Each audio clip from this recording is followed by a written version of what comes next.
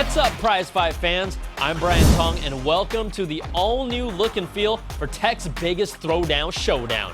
Sony and Nintendo won't be playing nice anytime soon, so we're throwing them into the octagon. It's a battle of ground and pound between the Sony PS Vita Slim and the Nintendo 3DS XL. Our judges for this fight are senior editor Scott, the bottom line Stein, editor Jeff, don't back down Bacalar, and yours truly, can't go wrong Tong. Now we'll take all three judges' blind scores and average them out to the nearest 10th each round. The final Prizefight score will be an average of all rounds using the same decimal system. It's 6 rounds to the finish. Round 1 is desired. The PS Vita Slim gets even slimmer and 20% lighter than its predecessor, with curved edges that make it the sexiest gaming handheld. The biggest change is that it loses its 5-inch OLED goodness and replaces it with an LCD screen that's capable but not as vibrant as the original. It fits nicely in your hands, but I found the first Vita to feel more comfortable size-wise. Now the Nintendo 3DS XL keeps a similar form factor from its DS lineage with its clamshell design that protects its 2 screens. It's thicker than the Vita, and it might feel a little dated, but there's still a retro charm to it. Its 4.88-inch glassless 3D screen might have the same resolution as the 3DS, but the bigger screen makes a big difference, and its 4.18-inch pressure-sensitive screen on the bottom gives you 90% more screen from the 3DS total. Now sleek and sexy does it for us, and the Vita Slim gets a 4, and the 3DS XL gets a 3. Next round is controls and user interface. The Vita Slim brings dual analog sticks, PlayStation-like buttons, a capacitive touchscreen, and a rear touch panel. Now some games use these features nicely, and some of them are really forced. The rear touch was a cool idea at first, but it's more of a gimmick, and no game has made me say, I'm glad they did this. Now the analog sticks just aren't nearly as accurate for shooters, and I don't expect them to be perfect, but it's still hard to get that tight aiming you need. Its gyroscope can be used with some games, and the front side touchscreen complements the Vita's icon-based UI that's easy to navigate and really made for touch. Now the 3DS XL brings an analog pad and a directional pad. The lack of 2 analog sticks limits it from certain types of games, but that has never dictated the quality of a game. The bottom touchscreen is a second screen for more interactive experiences, and it's the key for navigating the 3DS XL.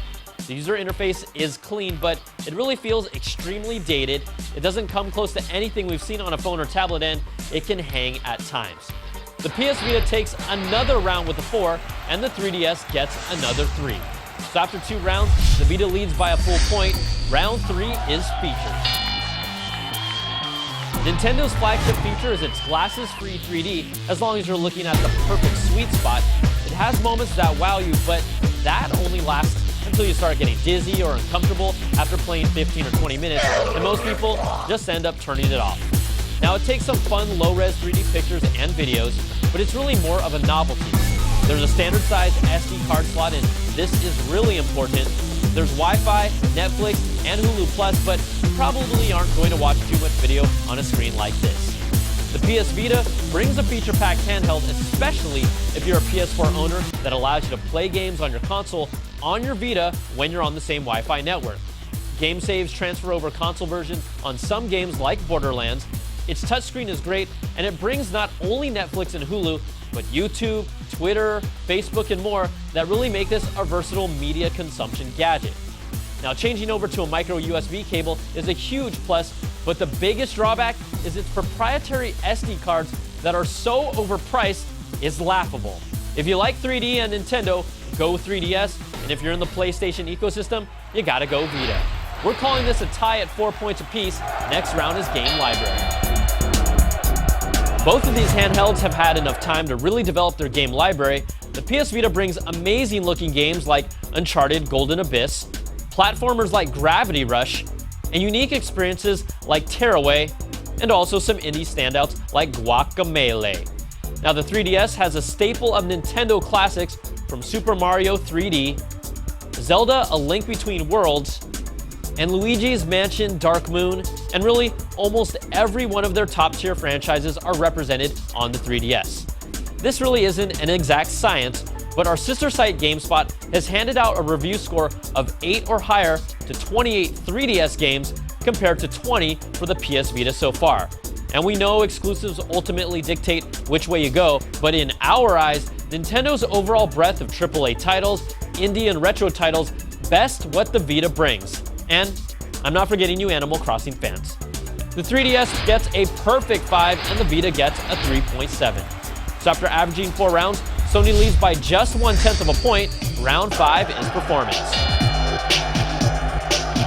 There's no dispute that the Vita brings the best looking graphics on any handheld, including smartphones and tablets, and it's lived up to its promise of PS3 level visuals. Now, going to an LCD screen took away just a bit of its visual vibrancy, but in return, an improved battery life of roughly 4 to 6 hours, depending on how you use it. Now, the 3DS XL won't blow you away with its graphics, but it makes up for it with charm. It also boasts an improved 3.5 hour to 6.5 hour lifespan with its dual screens that edges the Vita. We still can't ignore the Vita's graphical prowess, and the Vita gets a 4.3 and the 3DS XL gets a 4. The final round that decides it all is value. Both of these systems retail for $199. The PS Vita Slim comes in a Borderlands 2 package at the moment that includes an 8GB SD card as well. The Nintendo 3DS XL comes with a 4GB SD card but gets a seasonal game bundled in as well. Now, it's a great value on both sides, but what kills us is the price of Sony's proprietary SD cards.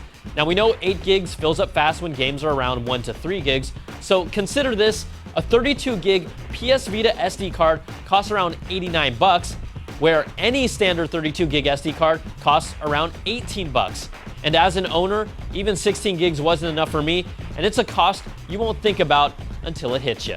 Now, expanding memory is just cheaper on the 3DS over the life of the systems, so we're giving the 3DS XL a 5 and the PS Vita Slim a 4. All right, let's average out all 6 rounds, and in a prize fight that stayed incredibly close throughout, Nintendo had to make a late charge, and it was just enough to push us to a tie. That's right, we're tied even at 4 points apiece.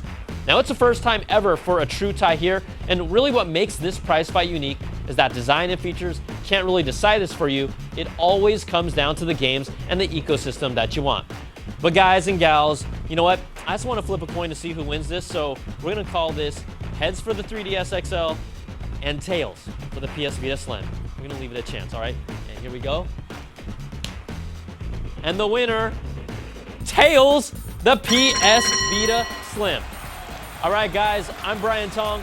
Thanks for watching, and we'll catch you guys next time for another prize fight. No!